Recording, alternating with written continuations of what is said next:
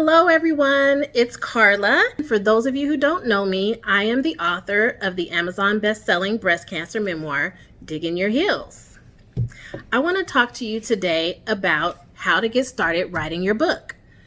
Since I wrote my book, so many people ask me, I want to write a book about my life. How do I get started? So what I decided to do is just do an entire video about it, and the next time someone asks me, I can direct them to that. And you can share this video too if you'd like. My area or genre of expertise is memoir, nonfiction, biography, autobiography.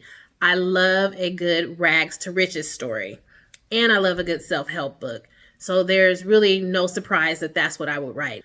I'm a 3-time / stage 4 / 12-year breast cancer survivor. I wrote my story to encourage women who are battling breast cancer. My mantra is one life to live, many lives to touch. And my story has touched a lot of lives, and your story will too. I'm going to use this video to tell you how to get started writing your book. I'm not going to talk to you about publishing, marketing, or sales. What I want you to do is get from this is my actual manuscript, to this, okay? The reason I just want to talk to you about how to get started writing your book is because so many people say they want to write a book. They talk about writing a book, but you know what? A lot of people never start. And some people, if they start, they don't finish. So what I want you to do is just to get yourself a first draft. I've organized this video into the who, what, where, when, why, and how of writing a book. Okay? So let's get started. I think the best place to start is with why. Why do you want to write a book? Do you want to encourage people? Do you want to just write the story for your family and friends and never publish it widely at all? That would be called legacy writing. Are you a speaker and you want to use your book as a calling card or have something to sell after your speaking event? Do you want to establish yourself as an expert in a field? Maybe you want to write the next New York Times bestseller. I ask these questions because it will help you determine the length of your book and the quality of your book. If you're just writing a book for your friends and family, you may not need to go and hire an editor or a proofreader.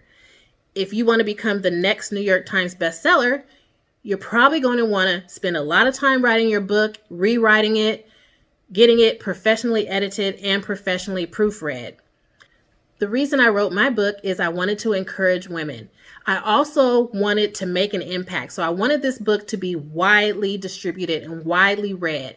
So I spent some time to try to make it a really quality book.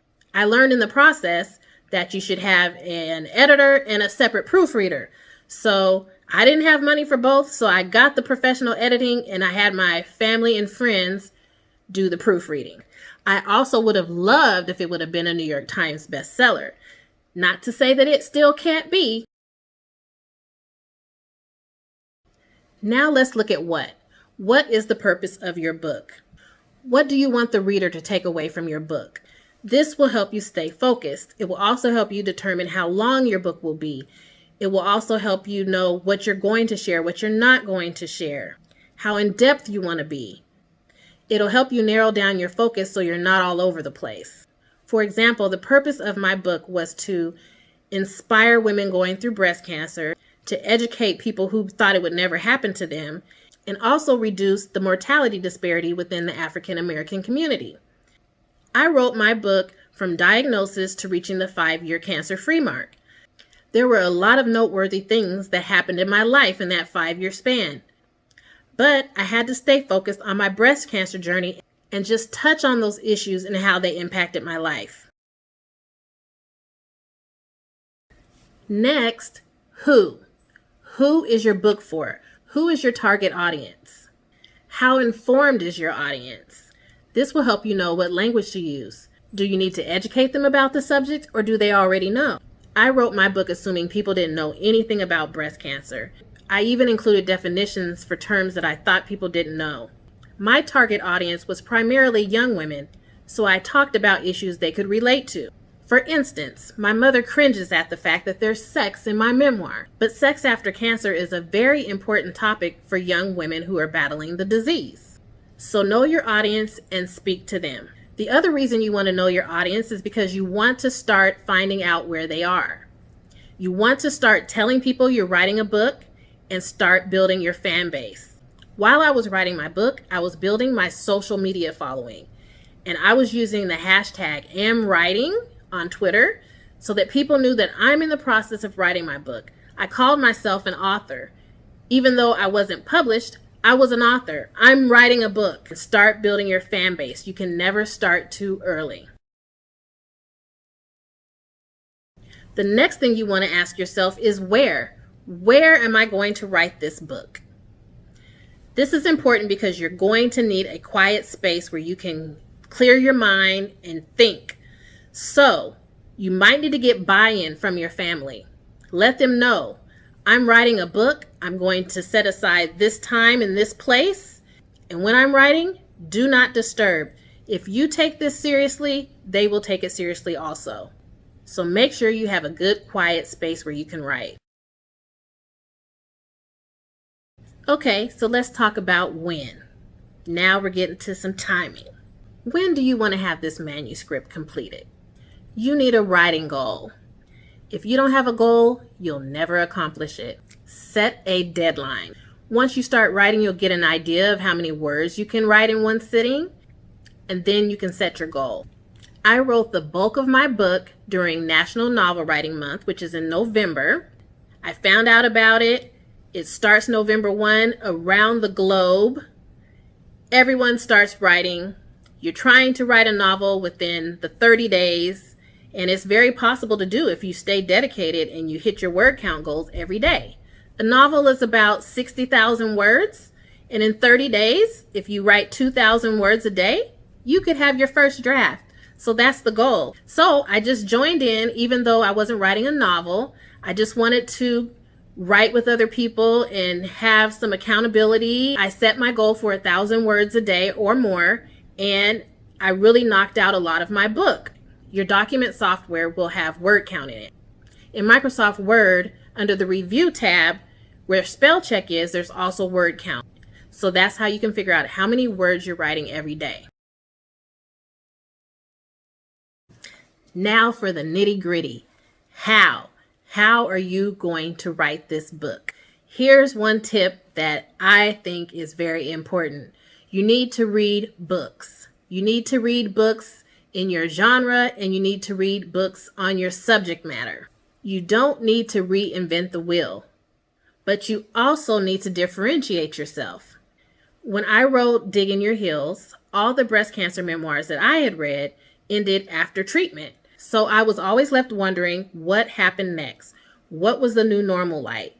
Did they live? How do you carry on? You're going to have consistent checkups with your doctor, scans, all that kind of thing. Like, how does that work? And I was so curious. So I decided to write my book about the new normal and reaching the 5-year cancer-free mark so that I can encourage other women that they could make it too. And I was writing my book while I was going through the process. So I was hoping that I would make it through too. Thank you, Jesus. I did. The other thing I did was, since I wanted to educate women, I included a breast health guide in the back, which is something I could do because I self-published. Most memoirs don't have that, but since I self-published, I could do what I wanted to do. So you want to see how you're going to position your book within the other books, because it is a competition. People are going to look up your book and they're going to say, okay, here are the breast cancer memoirs.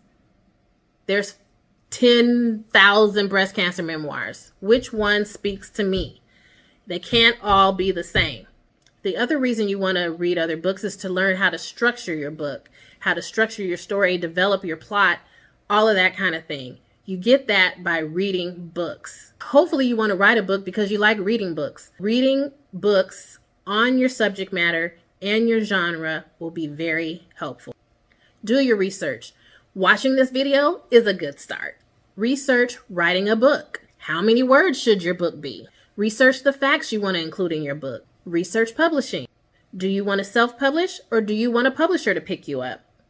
You need to understand both of those processes. One caveat I have for you, though, is don't get analysis paralysis. Do your research, but keep writing, because I need you to write this book. We want you to get to your finished manuscript. So don't let the research keep you from writing, okay? It's a good idea to outline your story. It doesn't have to be that traditional outline that you did in school. I hated those. I excelled at language arts, but for some reason that outline thing, it just always got me stuck. How I did it, since I'm not that great at outlines, is I did my table of contents. And so I had each chapter and section, and I kind of wrote what's going to go in this chapter. Okay, I'm going to talk about this in this chapter, and this is where I'm going to talk about this. And I worked on my manuscript from that. So it doesn't have to be formal. You don't have to stick to anybody's rules, just whatever makes sense for you. And that's how I did my book. I knocked it out chapter by chapter. Another thing that will help you, especially when you're writing a memoir about your life, is a timeline. That can help you remember the key events that you want to include in your book, when they happen, and how you want to present them in your book. For instance, my book is somewhat chronological. It goes from year 1 to year 5, but there is a part where I reminisce about my life living in Paris, because at the time it was the most exciting thing that happened in my life, and I didn't know if it would be the last thing that I would experience in my life. So I reminisced about how much of a good idea it was for me to follow my dream at that time and live in Paris. So having a timeline helped me figure out, when in the book am I going to have this reminiscing moment? When's a good time to bring it up? Another thing that will be helpful when you're writing your memoir is if you kept a journal. That's a good way to jog your memory so that you remember all the details about events. Social media is also a way, because it's somewhat of a journal of sorts. And you can go back in your timeline, especially on Facebook, you can go back to certain time periods, months and years, if you're on your desktop, and you can actually see what was going on in your life. I don't know about you, but sometimes when they come up with these memories, I'm like, that happened? I don't even remember that happening. My memory's not that great, so that was very helpful to me when I was writing my book. The most important thing is to start writing. As I mentioned before, most people just talk about writing a book. They never get started. And sometimes they start, but they never finish. We don't want that to be you. So start writing. Get started with something. I know once you organize your thoughts and you get your structure together, it'll be a lot easier for you to start writing. If you look at it as a whole book, it will be overwhelming. And let me tell you, when you start getting into that halfway point, it can be overwhelming. Most people get overwhelmed because they're thinking about the whole book. But you have to think about it in chunks, in chapters. You just got to slowly chug away at it. And when you're writing, don't worry about grammar. Don't worry about punctuation. Don't worry about flow. None of that is important right now. We just want you to get your thoughts onto the paper. You can edit and perfect later. If you're not the best writer, what you could do is record your story. You can either do that in a talk-to-text software or an app, or you can record it and you can let someone else write your book, someone called a ghostwriter. So if you want to do that, you can Google that, ghostwriter, and you can find someone who will take your story and write it for you. There's that. One important piece of advice I have is to do what works for you. When I was writing my book, I read from these big best-selling authors. Write every day.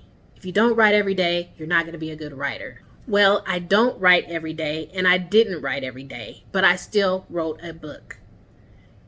I don't know how someone finds time to write every day unless that's their full-time gig. So what I'm going to tell you is write as often as you can. It may be only a couple days a week that you can actually get the time to set aside to actually write, and that's okay. The other thing people said is do not edit your work. I did tell you that, but let me explain what I mean. When you're writing your book, and say you can only write your book a couple days a week, when you put it away and you pick it back up, you're going to have to read over some things to kind of get yourself back in the groove of where you left off. While you're doing that, you're going to see some things that might need a little tweak. That's okay. Just don't get too engulfed in it that you don't get any writing done. You don't want it to paralyze you. You need to keep moving forward, but trust your process. Writing is creative, and you just have to express it like you would if you were doing a painting or a sculpture. Just go with the flow. There will be times when you'll get ideas and thoughts about your book, and you'll be at work, at church, in the car. Take yourself a little recording or write yourself a little note in your memos and incorporate it into your book later. If you hit a writing block, it's a good idea to read over your book again so that you can kind of get your wheels turning and get back into the flow of things. So there are some things that people will tell you, there are rules, but I try to not get stuck in doing it the way it's always been done. Trust your process and just move forward. Here is an important part of how. Save, save, save, and save again. Control S. You do not want to lose what you've done. Okay? Save your manuscript into the cloud. Do not lose what you've worked so hard for, okay? Have a backup and a backup of the backup, okay? Please, trust me on this. You do not want to write 40,000 to 60,000 words and then lose it all. When I started writing my book, there wasn't the cloud, or it may not have been that big of a deal. So I had a jump drive, and I had it on my hard drive, and I carried that jump drive everywhere I went. But now, thanks to the cloud, you can save it up there, and you can use any device that you have, and you can write from it. You could be on your tablet, your laptop, your phone, and you could be working on your manuscript. So that's what's great about the cloud. But just remember to save. I can't say it enough. Lastly, it's a good idea to get some accountability. It's fun to write with other people. So find your tribe of authors. Get together with them. They will check on you. You guys can write together. You can bounce ideas off of them. They'll have resources as far as editors, proofreaders, publishing. They'll just be great resources for you. So try to find a group of writers that you feel comfortable with. You can search Facebook groups. You can look on Twitter. If you get onto the hashtag, I said hashtag #amwriting on Twitter, you'll find a lot of people who are also writing. It's just a good idea to connect with other writers. That's it, guys. Piece of cake. I hope that you enjoyed this video. I hope you found it helpful. If so, please leave a comment, like it, share it, subscribe to my channel. Let me know if you'd like me to go more in depth about this book writing thing, because I can do that too. Maybe it's another area I need to get into with some clinics and some workshops. So, hey, got to have all your hustles going. I've got a lot of hustles, but I can do more hustles. Okay, so happy writing, and let me know when you've got your first draft. Okay, take care. Bye-bye.